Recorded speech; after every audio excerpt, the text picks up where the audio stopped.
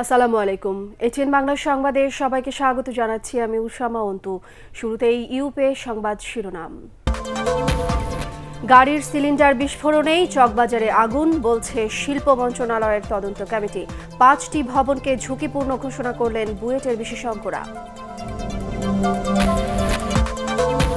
চকবাজারে অগ্নিকাণ্ডের ঘটনায় ৪৫ জনের লাশ পরিবারের কাছে হস্তান্তর। অজ্ঞাতদের পরিচয় পেতে স্বজনদের ডিএনএ টেস্ট করছে সিআইডি। মনোনয়ন বাণিজ্য, দুর্নীতি ও যুদ্ধাপরাধীদের সাথে জোট গড়ায় নির্বাচনে বিএনপিকে ভোট দেয়নি জনগণ, বললেন প্রধানমন্ত্রী।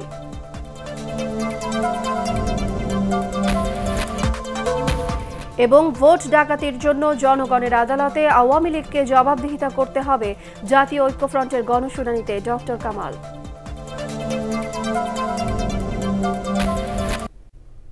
এবারে বিস্তারিত। গাড়ির সিলিন্ডার বিস্ফোরণেই রাজধানীর চকবাজারের চুরিহাট্টায় আগুন লেগেছে বলে প্রাথমিকভাবে নিশ্চিত হয়েছে শিল্প মন্ত্রণালয়ের তদন্ত কমিটি। এটিএন বাংলাকে এ তথ্য জানিয়েছেন তদন্ত কমিটির প্রধান মফিজুল হক। এদিকে ঘটনাস্থল পরিদর্শন করেছেন বুয়েটের বিশেষজ্ঞরা। 5টি ভবনকে ঝুঁকিপূর্ণ ঘোষণা করেছেন তারা। ওই ঘটনায় এখনও আতঙ্ক বিরাজ করছে স্থানীয়দের মধ্যে। আরও জানাচ্ছেন মাহবুব কবির চপল।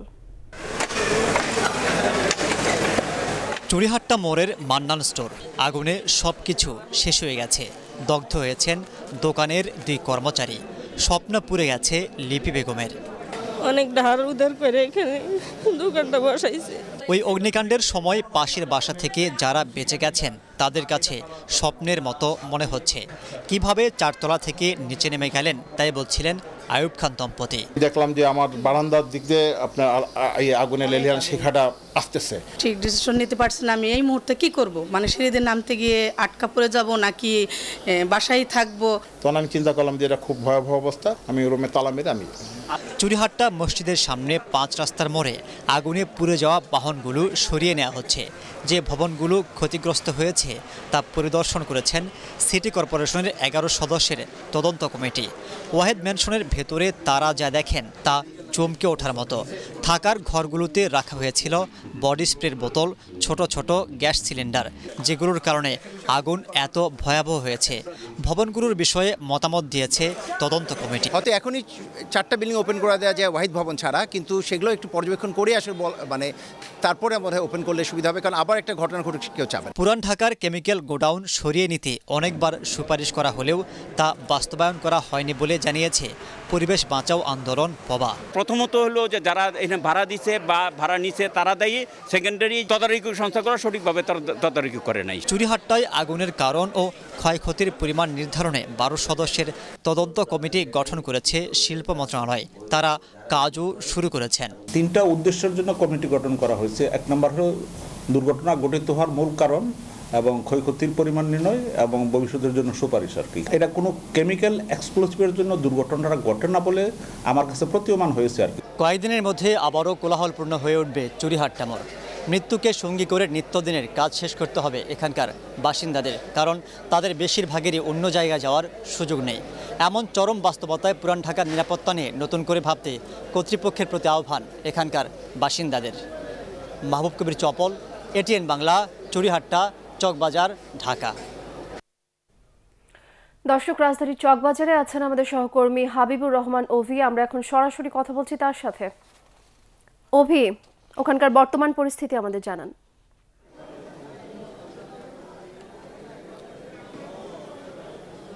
হ্যাঁ অন্তু, আপনাকে একটু দেখাতে চাই যে এখানে গতকালকে যে গাড়িগুলো আমরা দেখিয়েছিলাম রাস্তার উপরে পড়েছিল, যে পুড়ে যাওয়া গাড়িগুলো, কার, মোটরসাইকেল সহ অন্যান্য যেসব ভ্যান, রিক্সা, সেগুলো এখন স্তূপ করে এক জায়গায় এক পাশে রাখা হয়েছে। এবং এখানে যে নিউজে যে খবরটি আমরা দেখছিলাম যে 5টি ভবনকে কিন্তু এখানে ঝুঁকিপূর্ণ করা হচ্ছে এবং এখানে আইনশৃঙ্খলা রক্ষাকারী বাহিনীরা রয়েছেন, এখানে যেন কেউ না আসে সেদিকে তারা নজর রাখছেন। তবে বিকেল 5টার দিকে আমরা যেটি জেনেছি যে বিকেল 5টার দিকে এখানে অনেক লোকজন, এলাকার অনেক লোকজন, উৎসুক লোকজন এখানে চলে এসেছিলেন এবং আইনশৃঙ্খলা রক্ষাকারী বাহিনী তারা এখানে কম ছিলেন। স্থানীয় লোকজন এসে বিষয়টি ট্যাকেল দিয়েছেন এবং আমরা ফায়ার সার্ভিসের সঙ্গে কথা বলেছি।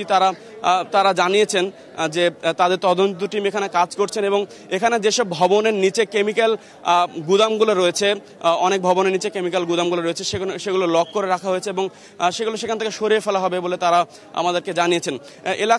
এলাকাতে এখনও কিন্তু পরিস্থিতি এখনও থমথমে, এলাকার লোকজনের মধ্যে এখনও আতঙ্ক বিরাজ করছে এবং এখানে কিন্তু এখনও বিদ্যুৎ এবং গ্যাস সংযোগ কিন্তু এখনও বিচ্ছিন্ন। সো এখানে চেষ্টা করা হচ্ছে যে পরিস্থিতি স্বাভাবিক করার। তো এই যে ঝুঁকিপূর্ণ ভবন, পুড়ে যাওয়া গাড়ি, সবকিছু এখন বলা যায় যে একরকম সবাই এখানে রয়েছেন। তো এই ছিল এখানকার আমার কাছে সর্বশেষ পরিস্থিতি। অভি, আপনাকে ধন্যবাদ। রাজধানীর চকবাজারে অগ্নিকাণ্ডের ঘটনায় এ পর্যন্ত ৪৫ জনের লাশ পরিবারের কাছে হস্তান্তর করা হয়েছে। আর যাদের পরিচয় পাওয়া যায়নি তাদের স্বজনদের ডিএনএ টেস্ট করছে সিআইডি। নিখোঁজ প্রিয়জনের সন্ধানে ঢাকা মেডিকেল কলেজ হাসপাতালে ছিল স্বজনদের আহাজারি। আদ্দিন সজীবের রিপোর্ট।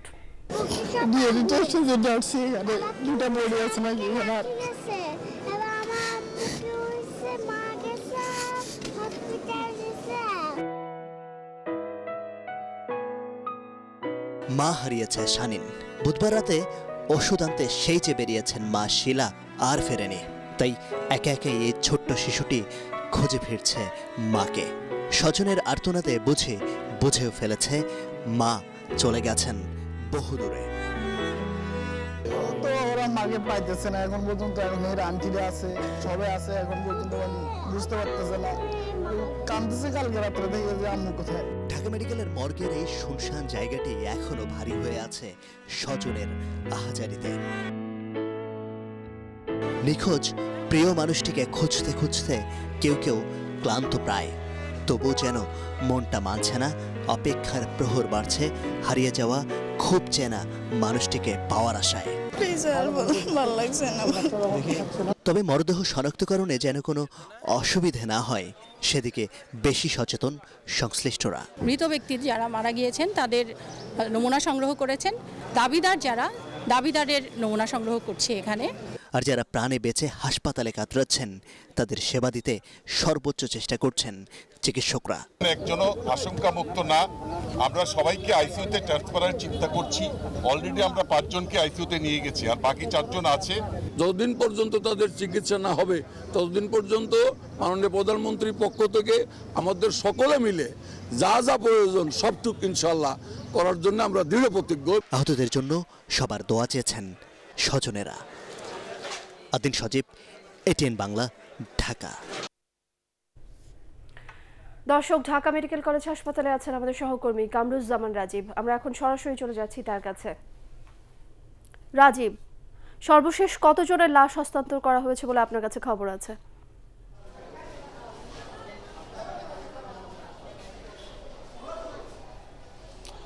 হ্যাঁ অন্তু, আসলে এখন আমি দাঁড়িয়ে আছি বার্ন ইউনিটের কাছে। প্রথমে আসলে বার্ন ইউনিটের যেই তথ্য যে এখানে যারা আহত অবস্থায় আছেন সেটা আপনাকে জানাতে চাই, আপনার মাধ্যমে দর্শকদের জানাতে চাই যে তথ্য সর্বশেষ তথ্য কিন্তু আগের মতোই। যেই 9 জন কিন্তু আহত হয়ে বার্ন ইউনিটে এসেছিলেন তারা এখনও ঝুঁকিপূর্ণ অবস্থায় বার্ন ইউনিটেই আছেন। এর মধ্যে 5 জন আছেন আইসিইউতে, আর বাকি 4 জন কিন্তু জায়গা না পাওয়ায় নিচতলায় বার্ন ইউনিটের সাধারণ ক্যাবিনে রাখা হয়েছে। তবে সবারই কিন্তু যেটা গতকাল স্বাস্থ্যমন্ত্রী বলেছিলেন যে সরকারের পক্ষ থেকে সর্বোচ্চ উন্নত চিকিৎসা নিশ্চিত করা হবে, সেই বিষয়টিই কিন্তু এখন আমরা কিছুক্ষণ আগে বার্ন ইউনিটের যিনি প্রধান সমন্বয়কারী ডাক্তার সামন্তলাল সেন তার সাথে কথা বলেছি। তিনি আমাদের জানিয়েছেন যে সর্বোচ্চ যেই চিকিৎসা সেটা কিন্তু দেওয়া হচ্ছে এবং তিনি কখনোই আশা ছাড়ছেন না। তবে তিনি যেটা জানিয়েছেন সবার সবার অবস্থাই কিন্তু ঝুঁকিপূর্ণ, কারণ সবারই কিন্তু যে পুড়ে গেছে 20 থেকে 30% উপরে এবং সবারই শ্বাসনালী ক্ষতিগ্রস্ত হয়েছে, যে বিষয়টি তিনি বারবার বলেছেন। এ কারণেই সব রোগী ঝুঁকিতে আছেন। আর লাশ হস্তান্তর করা হয়েছে 46টি, আর 21 জনের ডিএনএ নমুনা সংগ্রহের জন্য রাখা হয়েছে, শনিবার পর্যন্ত রাখা হবে। এর মধ্যে 17 জনের স্বজনরা কিন্তু ডিএনএ নমুনা দিয়েছেন, বাকি 4 জন স্বজনরা এখনো আসেননি। এই ছিল আসলে ঢাকা মেডিকেল থেকে আমার কাছে সর্বশেষ খবর। রাজীব, আপনাকে ধন্যবাদ। চকবাজারের চুরিহাট্টায় আগুনের ঘটনায় স্বজন হারানোদের ঘরে ঘরে চলছে আর্তনাদ। হঠাৎ এই দুর্ঘটনায় এসব পরিবারে এখন বিষাদের ছায়া, আর যারা স্বজনের লাশ এখনো খুঁজে পাননি তাদের পরিবারের বুক চাপড়ানো হাহাকার। বিস্তারিত একরামুল হক সায়েমের রিপোর্ট। চুরিহাট্টায় অগ্নিকাণ্ডে হারানো স্বামীর লাশটাই খুঁজে পাননি এখনো। তার মতো বাকরুদ্ধ শিশু সন্তানরাও। কোথাও গেলে আমার না বইলা কোথাও যাইব না। আগুনের খবর শুনে সাথে সাথেই স্বামীকে খুঁজতে রাস্তায় বের হয়ে পড়েছিলেন তিনি, কিন্তু নিমিষেই তার সব আশা শেষ হয়ে গেছে। এখন সন্তানদের জন্য অন্তত স্বামীর কবরের চিহ্নটুকু রাখার আকুতি তার। সবসময় 10:30 11টার ভিতরে বাসায় এসে পড়ে। আমি ভাবছি একটু পরে এসে পড়বো, এটার জন্য আর ফোন দেয়নি।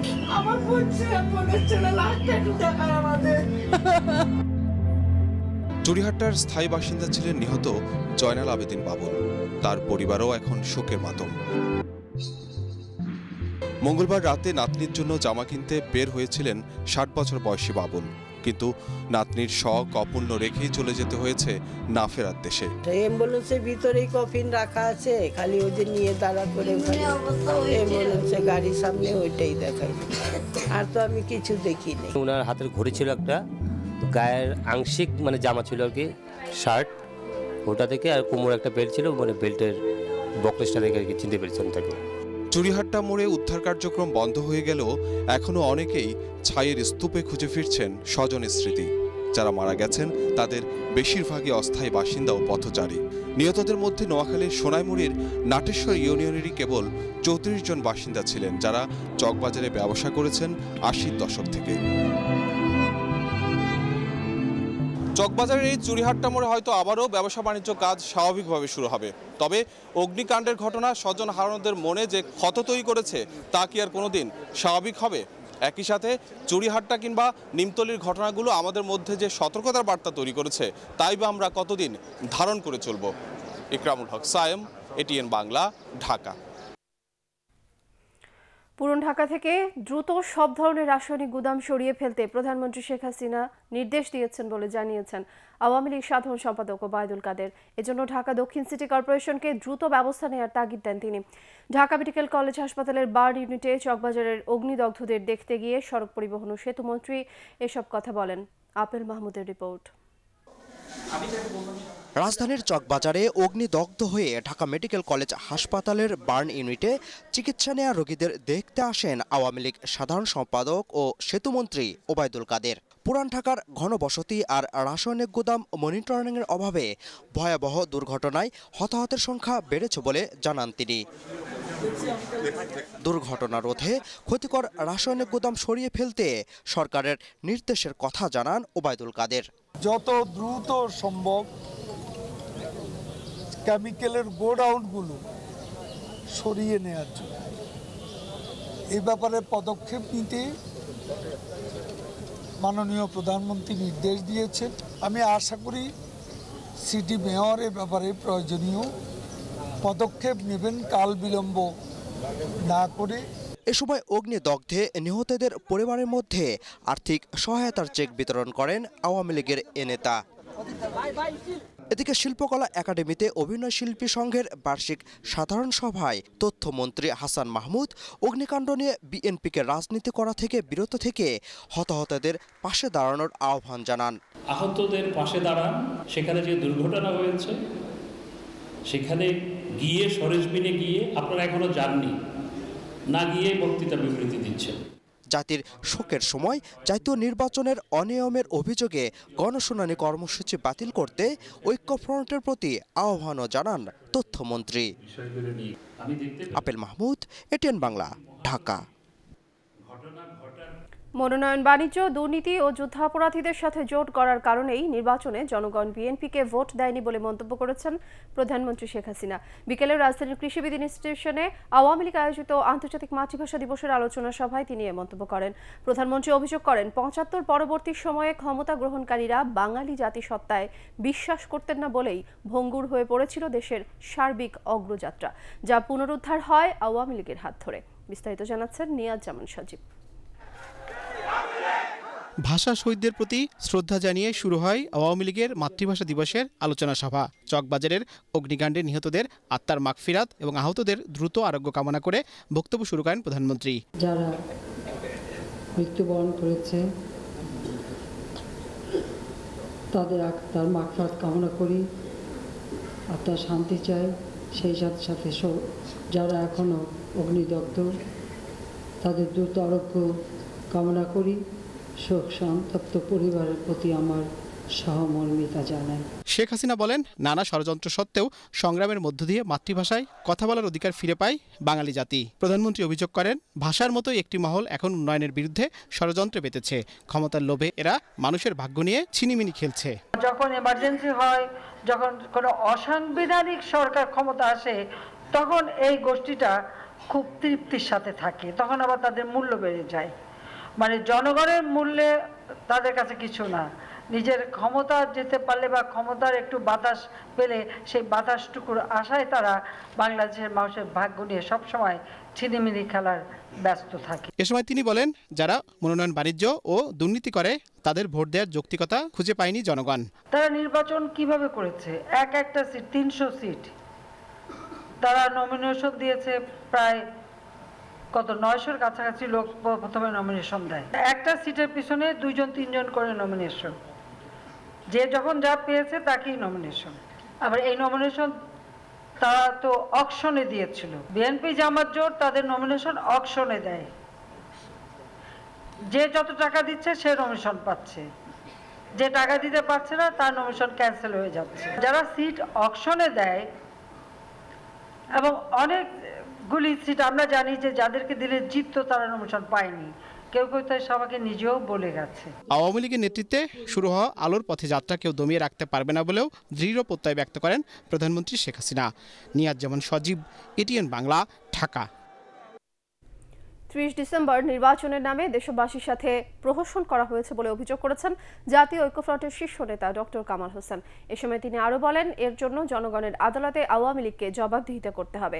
একাদশ জাতীয় সংসদ নির্বাচনের কারচুপি ও অনিয়মের তথ্য তুলে ধরতে রাজধানীতে জাতীয় ঐক্যফ্রন্টের গণশুনানিতে তিনি এসব কথা বলেন।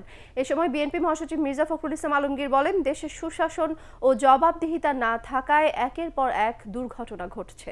আরও জানাচ্ছেন মইনুল হাসান। নির্বাচনের আগের দিনের চিত্র, এশার নামাজ পড়েই যখন সিলমারা শুরু হলো, আমি সাথে সাথে রিটার্নিং অফিসারকে ফোন করলাম, তিনি বললেন দেখছি। সেই দেখা এখনো শেষ হয়নি। 40টার অধিক গাড়ি এনে আমার বাড়িকে ঘিরে রাখে বন্ধুরা, এটাকে বলে নির্বাচন। 25 তারিখ একটি গোয়েন্দা সংস্থা দায়িত্বশীল কর্মকর্তা প্রথম আমাকে ফোনে, উনি 58টি সেন্টারের নাম উল্লেখ পূর্বক বললেন যে আপনার সকল সেন্টারে ম্যানিপুলেশন হবে। এই 58টা সেন্টারে রাত 10টা থেকে ভোট কাটা শুরু হবে। তার আধা ঘন্টার মধ্যে নির্বাচন কমিশন থেকে আমি আরেকটি তালিকা পাই, হুবহু একই তালিকা। সকাল 8টার সময় আমি যখন ভোট দেবার জন্য আমার বাসার পাশে আমার ভোট দেওয়ার কেন্দ্র, আমি রেডি হই, তখন আমার বাসায় কাচের দরজা, ইট দিয়ে দরজা ভেঙে আমার বাসায় তালা মেরে দেওয়া হয়। ডক্টর কামাল হোসেনের নেতৃত্বে 7 সদস্যের জুরি বোর্ডের সামনে একাদশ জাতীয় সংসদ নির্বাচনের কারচুপি আর নানা অনিয়মের তথ্য তুলে ধরেন সারা দেশে বিএনপি সহ জাতীয় ঐক্যফ্রন্টের প্রার্থীরা। এর আগে সুপ্রিম কোর্ট বার মিলনায়তনে জাতীয় ঐক্যফ্রন্টের গণশুনানির সূচনা বক্তব্যে ফ্রন্টের শীর্ষ নেতা ডক্টর কামাল হোসেন বলেন, মানুষের ভোটাধিকার কেড়ে নিয়ে জোর করে ক্ষমতায় আসা আওয়ামী লীগকে জনতার আদালতের মুখোমুখি করতেই এই আয়োজন। শুনানি হচ্ছে গণশুনানি, জনগণের উদ্দেশ্যে এরা বক্তব্য রাখছেন। বিচার হচ্ছে ট্রাইব্যুনালে, সেটা আইনি বিচার, এগুলো সেখানে হবে। আর গণ আদালত যেটা বলে জনগণের একটা যেটা বিচার সেটা জনগণ করবে। বিএনপি মহাসচিব মির্জা ফখরুল ইসলাম আলমগীর বলেন, বর্তমান সরকার জনগণের ভোটে নির্বাচিত নয় বলেই কোনো জবাবদিহিতা নেই। চকবাজারের মর্মান্তিক দুর্ঘটনার জন্য সরকারের উদাসীনতাকে দায়ী করেন তিনি। সড়ক দুর্ঘটনার ফলে 50, 60, 70 জন প্রতিদিন নিয়মিতভাবে তারা প্রাণ হারাচ্ছেন। গত পরশুর যে দুর্ঘটনা সরকারের দায়িত্বহীনতার কারণেই, সরকারের উদাসীনতার কারণেই আজকে এই দুর্ঘটনাগুলো একের পর এক ঘটে চলেছে, যা আমাদের জাতীয় জীবনে বিপর্যয় নিয়ে এসেছে।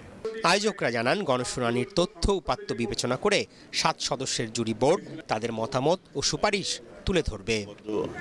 গণতান্ত্রিক আন্দোলন। মইনুল হাসান, এটিএন বাংলা, ঢাকা। নতুন এলাকায় পুনর্বাসন করে কম সময়ের মধ্যে রাজধানীর চকবাজারে রাসায়নিক ব্যবসায়ীদের অন্যত্র সরিয়ে নেওয়া হবে বলে জানিয়েছেন পরিকল্পনা মন্ত্রী এম এ মান্নান। সুনামগঞ্জের দক্ষিণ সুনামগঞ্জের প্রাথমিক বিদ্যালয়ের মেধাবী শিক্ষার্থীদের মধ্যে শিক্ষা উপকরণ বিতরণ শেষে তিনি একথা জানান। নিমতলী ট্র্যাজেডির পর রাসায়নিক ব্যবসায়ীদের সরিয়ে নেওয়ার সিদ্ধান্ত জরুরি ভিত্তিতে বাস্তবায়ন করা উচিত বলেও মন্তব্য করেন পরিকল্পনা মন্ত্রী। ছোটো ছোটো ব্যবসায়ী আছে, সামান্য ঘরের মধ্যে নিজেও বাঁচে এটা করে খায়, তাদেরকে আমি তাদের জন্য বিকল্প কিছু চিন্তা আমাদের সরকার করা উচিত করবে আমার মনে হয়। তাদের জন্য কিছু বিকল্প করে তাদেরকে এখান থেকে অন্য জায়গায় রিলোকেট করা, অন্য জায়গায় পুনর্বাসন করা খুবই জরুরি। অসহায় ও দুস্থদের আইনি সহায়তা দিতে রোটারিয়ানদের উদ্যোগ নেওয়ার আহ্বান জানিয়েছেন প্রধান বিচারপতি সৈয়দ মাহমুদ হোসেন। বঙ্গবন্ধু আন্তর্জাতিক সম্মেলন কেন্দ্রে রোটারি আন্তর্জাতিক জেলা ৩-২-৮-১-এর সম্মেলনে তিনি এ আহ্বান জানান। এ সময় তিনি আরও বলেন, সারা বিশ্বে অসহায়দের জন্য বিভিন্ন ধরনের সেবামূলক কাজ করছে রোটারি ইন্টারন্যাশনাল। প্রধান বিচারপতি বলেন, বাংলাদেশে সবার জন্য ন্যায় বিচার প্রতিষ্ঠিত করতে সরকারের পাশাপাশি বেসরকারি কিছু সংস্থা বিনামূল্যে আইনি সহায়তা দিলেও তা প্রয়োজনের তুলনায় খুবই কম। এটিএন বাংলার চেয়ারম্যান ডক্টর মাহফুজুর রহমানের অনুরোধে ডিবেট ফর ডেমোক্রেসির উদ্যোগে অভিনেতা অনন্ত জলিলের এজেআই গ্রুপে চাকরি দেওয়া হয়েছে 5 দৃষ্টি প্রতিবন্ধী বিতার্কিককে। অন্য স্টাফদের মতো প্রতিদিন অফিস করছেন তারা। সবার সহযোগিতা থাকলে দৃষ্টি প্রতিবন্ধীরাও চাকরি করতে সক্ষম বলে মনে করেন বিশিষ্টজনরা। আরও জানাচ্ছেন শফিকুল ইসলাম শামীম। অনেক প্রোগ্রাম করেছি। ডিবেট ফর ডেমোক্রেসি দেশের বিভিন্ন শিক্ষা প্রতিষ্ঠানের দৃষ্টি প্রতিবন্ধী শিক্ষার্থীদের নিয়ে বাংলাদেশে প্রথমবারের মতো আয়োজন করেছিল বিতর্ক প্রতিযোগিতার। অনুষ্ঠানে দৃষ্টি প্রতিবন্ধীদের চাকরি দেওয়ার জন্য এটিএন বাংলার চেয়ারম্যান সমাজের বিত্তবানদের প্রতি আহ্বান জানিয়েছিলেন। সব সারির লোকের সঙ্গে যাতে তারা একত্রে কাজ করে যেতে পারে, এটারই একটি ব্যবস্থা আমাদের সবার করা উচিত। এরপর শিল্প উদ্যোক্তা অভিনেতা অনন্ত জলিল ও বর্ষা তাদের প্রতিষ্ঠানে 5 জনকে চাকরি দেওয়ার প্রতিশ্রুতি দেন। এরই ধারাবাহিকতায় ঢাকা বিশ্ববিদ্যালয় ও ইডেন মহিলা কলেজের 5 শিক্ষার্থী এজেআই গ্রুপে এডমিন বিভাগে কাজ করছেন। এটিএন বাংলার চেয়ারম্যান যে আছেন, আমাদের যে এত বড় সুযোগ করে দিয়েছেন ডক্টর মাহফুজুর রহমান স্যার, ওনাকে অনেক অনেক ধন্যবাদ জানাচ্ছি। তারা যে আমাদের জন্য কি সুযোগ এনে দিয়েছে সেটা আমরা যে ভুক্তভোগী, আমরা যে কত সুখী। বিশিষ্ট ব্যবসায়ী অভিনেতা অনন্ত জলিল ভবিষ্যতেও দৃষ্টি প্রতিবন্ধীদের পাশে থাকার অঙ্গীকার করেন। আমি যখন এই ডেভিড ফর ডেমোক্রেসিতে গেলাম, যখন ওনাদেরকে দেখলাম, আল্লাহ তাআলা তাদেরকে দৃষ্টি দেয় নাই, বাট মনের দৃষ্টিতে তারা যে শিক্ষিত, সুশিক্ষিত, এটা দেখে আমি মুগ্ধ হই। যারা ওদের মতো শিক্ষিত, ওদেরকে চাকরি দিলে কোম্পানি লাভবান হবে, এটা আমার বিশ্বাস। ডিবেট ফর ডেমোক্রেসির চেয়ারম্যান হাসান আহমেদ চৌধুরী কিরণ বলেন, যোগ্যতা থাকা সত্ত্বেও দৃষ্টি প্রতিবন্ধীরা চাকরি পাওয়ার ক্ষেত্রে বৈষম্যের শিকার হন। সমাজের যে বিত্তবানরা এগিয়ে আসলো, এই যে উদাহরণ তৈরি হলো অনন্ত জলিলের মাধ্যমে, আমি মনে করি এর পুরো কৃতিত্ব এটিএন বাংলার এবং এটিএন বাংলার চেয়ারম্যান ডক্টর মাহফুজুর রহমানের। কারণ হচ্ছে গিয়ে তার এই চ্যানেলের মধ্যে দিয়ে আমরা কিন্তু এই অন্ধ ছেলে মেয়েদের বিতর্ক প্রতিযোগিতার আয়োজন করে দিয়ে সারা দেশের মানুষকে আমরা জানিয়ে দিয়েছি তাদের কর্মসংস্থানের সুযোগ দরকার। এজেআই গ্রুপের মতো অন্যান্য প্রতিষ্ঠানও দৃষ্টি প্রতিবন্ধীদের কর্মসংস্থানের ব্যবস্থা করবে, এমনটাই প্রত্যাশা সবার। শফিকুল ইসলাম শামীম, এটিএন বাংলা, ঢাকা। ছুটির দিনের বইমেলা মানেই যেন ছোটদের রাজত্ব। সকালে শিশু প্রহরে বাবা মার হাত ধরে মেলায় আসে খুদে পাঠকরা। এদিকে ক্রেতা, দর্শক, পাঠক, লেখকদের অংশগ্রহণে জমে উঠেছে অমর একুশে গ্রন্থমেলা। তাদের অনেকেই খুঁজে ফিরেছেন পছন্দের বইটি, আর বইয়ের বিক্রি নিয়ে সন্তুষ্ট প্রকাশক প্রতিষ্ঠানগুলোও। বিস্তারিত জানাচ্ছেন রাসনা দাস। চাচার হাত ধরে বইমেলায় এসেছে ছোট্ট ইকরা। সিসিমপুরে কার্টুন আর পছন্দমতো নতুন বই কিনে মহা খুশি সে। শিশুদের দেশের ঐতিহ্য ও নতুন বইয়ের সাথে পরিচয় করাতে চায় মেলায় আসা অভিভাবকরা। নতুন প্রজন্মকেও আমরা এই ঐতিহ্যের সাথে পরিচয় করে দিই, আর এটা যদি খুবই ছোটবেলা থেকে হয় তাহলে আরো ভালো। আমার খুব ভালো লাগে সিসিমপুরের থিমটা, আর ও ভীষণ বই পছন্দ করে, ছোটবেলা থেকেই খুব বইয়ের শখ, সেই জন্য ওকে নিয়ে বই মেলায় প্রত্যেকবারই আসা হয়। সিসিমপুর দেখে ও খুব মজা করলো, এনজয় করলো, কিন্তু একটু সামনে স্পেসটা আর একটু বাড়িয়ে দিলে ওদের আরো সুবিধা হয়। আর সকাল 11টা থেকে দুপুর 2টা পর্যন্ত শিশু প্রহর ছিল ক্ষুদে পাঠকদের জন্য। সাপ্তাহিক ছুটির দিনের বই মেলায় এই সময়টা শুধুই ছোটদের জন্য। মেলা দেখেছি বই, টুকটুকি, হালুম, শিকুইকি, হালুম দেখেছি, ইকরি দেখেছি, তারপরে অনেক বই কিনেছি। মেলায় এসে অনেক ভালো লাগছে। সিসিমপুরে একটা গল্পের বইও কিনবো। আমি হুমায়ুন আহমেদের জাফর ইকবালের বই পড়তে অনেক ভালো লাগে আমার। বছর জুড়ে অপেক্ষার পর পাঠকদের কাছে যারা নতুন বই নিয়ে হাজির হন, সেই প্রকাশকরাও জানান মেলায় বই পড়ুয়াদের পাশাপাশি বাড়ছে বই বিক্রিও। যে বইটা সবচেয়ে আমাদের বেশি সেল হচ্ছে সেটা হচ্ছে সুন্দরবনের বনভোজনটা। আমাদের খুব বাচ্চারা পছন্দ করে আর কি। শিশু প্রহর হওয়াতে বাচ্চাদেরকে নির্বিঘ্নে নিয়ে বাবা মারা আসছে, বই কিনছে তাদের পছন্দ অনুযায়ী, বাচ্চারাও খুশি, আমরা বিক্রি করেও খুশি। অন্য যে কোনো বাইরের থেকে এবারের মেলায় দর্শনার্থীদের এই ভিড় আশ্বস্ত করছে প্রকাশকদেরও। রাসনা দাস, এটিএন বাংলা, ঢাকা। 3 পুলিশ সদস্য ও এক শিশুর লেখা বইয়ের মোড়ক উন্মোচন করেছেন পুলিশের আইজি ডক্টর জাভেদ পাটোয়ারি। এসব বইয়ের মধ্যে রয়েছে ট্রাফিক বিভাগের যুগ্ম পুলিশ কমিশনার মফিজউদ্দিন আহমেদের লেখা ফিরে দেখা, স্পেশাল ব্রাঞ্চের অতিরিক্ত উপমহাপরিদর্শক AZM নাফিউল ইসলাম, অবসরপ্রাপ্ত পুলিশ কর্মকর্তা ফাতেমা বেগমের আমার আনন্দ আমার জগৎ এবং শিশু আফরোজা মাহমুদের বই কাব্যকথা গল্পগাথা। বিকালে বইমেলার মুক্তমঞ্চে এসব বইয়ের মোড়ক উন্মোচন করে লেখকদের শুভেচ্ছা জানান আইজিপি। এবার আল আরাফা ইসলামী ব্যাংক অর্থ সংবাদ।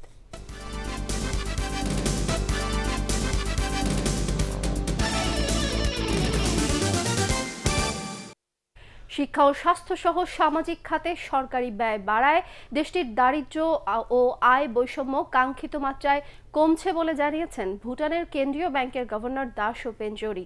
তিনি বলেন, অর্থনৈতিক উন্নয়নের পূর্বশর্ত মানুষ বলেই ভুটান সুখী দেশে পরিণত হয়েছে। রাজধানীর একটি হোটেলে সার্ক ফাইন্যান্স সেমিনারে তিনি এসব কথা বলেন। এতে কৃষি খাতে ঋণ প্রবাহ বাড়াতে কেন্দ্রীয় ব্যাংকের উদ্যোগের কথা তুলে ধরেন বাংলাদেশ ব্যাংকের গভর্নর ফজলে কবির।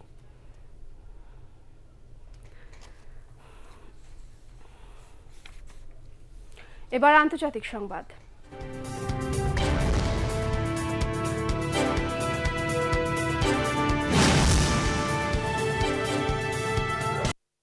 পাকিস্তান ও ভারতের পর এবার চীন সফরে গেছেন সৌদি যুবরাজ মোহাম্মদ বিন সালমান। বেইজিং এর গ্রেট হলে চীনের উপপ্রধানমন্ত্রী হান শেং এর সাথে বৈঠক করেন তিনি। পরে পেট্রোলিয়াম, রাসায়নিক শিল্প, বিনিয়োগ ও নবায়নযোগ্য জ্বালানি এবং সন্ত্রাস বিরোধী খাতে বেশ কয়েকটি সমঝোতা স্মারক সই করে দুই পক্ষ। রাজধানীর বনানীতে এরশাদ স্কুল মাঠে স্বাধীন বাংলা সাংস্কৃতিক জোটের আয়োজনে অনুষ্ঠিত হলো বিনামূল্যে স্বাস্থ্য সেবা কার্যক্রম। আন্তর্জাতিক মাতৃভাষা দিবস উপলক্ষে করাইল আদর্শনগরে দুস্থ ও অসহায়দের এই সেবা দেওয়া হয়।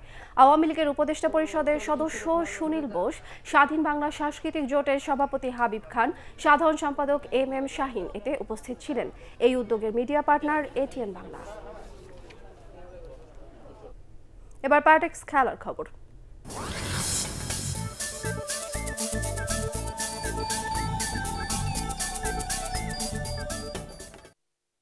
3 ম্যাচের টেস্ট সিরিজে মাঠে নামার আগে দুদিনের প্রস্তুতি ম্যাচে আগামীকাল লিঙ্কনে নিউজিল্যান্ড একাদশের বিপক্ষে মাঠে নামবে বাংলাদেশ। ওয়ানডেতে কিউইদের কাছে ধরাশায়ী হওয়ার পর টেস্ট সিরিজে ঘুরে দাঁড়াতে চায় টাইগাররা। পেসারদের স্বর্গ হিসেবে পরিচিত নিউজিল্যান্ডের কন্ডিশনে ওয়ানডেতে সফল হতে পারেননি সফরকারী দলের পেসাররা। সেই ব্যর্থতা কাটাতেই লিঙ্কনে প্রস্তুতি ম্যাচে নিজেদের ঝালিয়ে নেবেন মুস্তাফিজুর রহমানরা। অনুশীলনে এ নিয়ে কাজ করেছেন বাংলাদেশের pace bowling coach Courtney Walsh. তবে শেষ ওয়ানডেতে হাতের ইনজুরিতে পড়ায় টেস্ট সিরিজে অনিশ্চিত হয়ে পড়েছেন সাবেক অধিনায়ক মুশফিকুর রহিম, যা ভাবাচ্ছে টাইগারদের। নিউজিল্যান্ড সিরিজের ভুল থেকে শিক্ষা নিয়ে বিশ্বকাপের আগে আয়ারল্যান্ড সফরে সফল হতে চান বাংলাদেশের ওয়ানডে অধিনায়ক মাশরাফি বিন মুর্তজা। ওয়ানডে সিরিজে অংশ নেওয়ার শেষে দেশে ফিরে হযরত শাহজালাল আন্তর্জাতিক বিমানবন্দরে এই কথা জানান তিনি। টানা খেলার মধ্যে থাকা ক্রিকেটাররা বিশ্রামের সুযোগ না পাওয়ায় তাদের মনোসংযোগে সমস্যা হতে পারে বলেও মনে করেন মাশরাফি বিন মুর্তজা।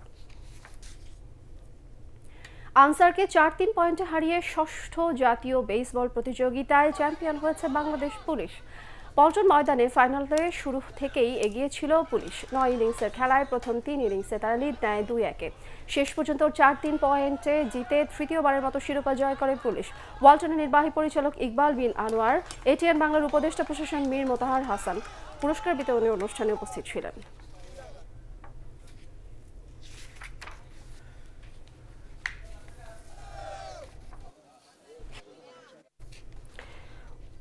উয়েফা ইউরোপা লিগের শেষ ষোলোতে উঠেছে চেলসি ও আর্সেনাল। নিজ মাঠ স্ট্যামফোর্ড ব্রিজে সেরা 32-এর দ্বিতীয় লেগে মালমোকে 3-0 গোলে হারায় চেলসি। ম্যাচের 55 মিনিটে অলিভার জিরুড 1-0-তে এগিয়ে দেন ব্লুদের। 73 মিনিটে মালমোর বেংটনস লাল কার্ড দেখলে পরের 10 মিনিটে আরও 2 গোল করে শেষ 16তে পা রাখে চেলসি। আরেক খেলায় বাতে বরিসভকে 3-0 গোলে হারিয়ে 2 লেগ মিলে 3-1 ব্যবধানে পরের রাউন্ডে ওঠে আর্সেনাল।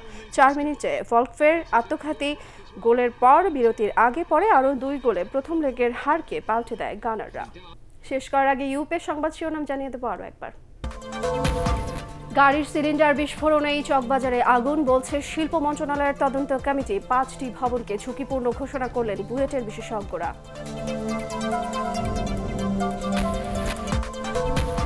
চকবাজারে অগ্নিকাণ্ডের ঘটনায় 46 জনের লাশ পরিবারের কাছে হস্তান্তর। অজ্ঞাতদের পরিচয় পেতে স্বজনদের ডিএনএ টেস্ট করছে সিআইডি।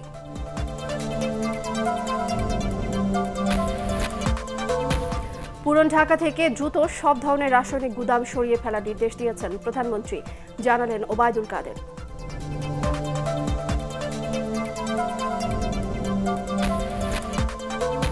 মনোনয়ন, বাণিজ্য, দুর্নীতি ও যুদ্ধাপরাধীদের সাথে জোট গড়ায় নির্বাচনে বিএনপিকে ভোট দেয়নি জনগণ, বললেন প্রধানমন্ত্রী।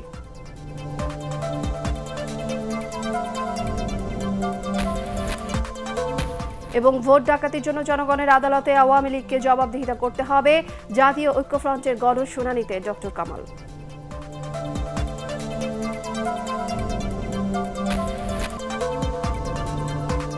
এই ছিল এখনকার মতো। রইল পরবর্তী সংবাদ দেখার আমন্ত্রণ। এটিএন বাংলা সংবাদ ইউটিউবে দেখতে ব্রাউজ করুন www.youtube.com/ATNTubeNews। সাবস্ক্রাইব করে থাকুন এটিএন বাংলার সাথে।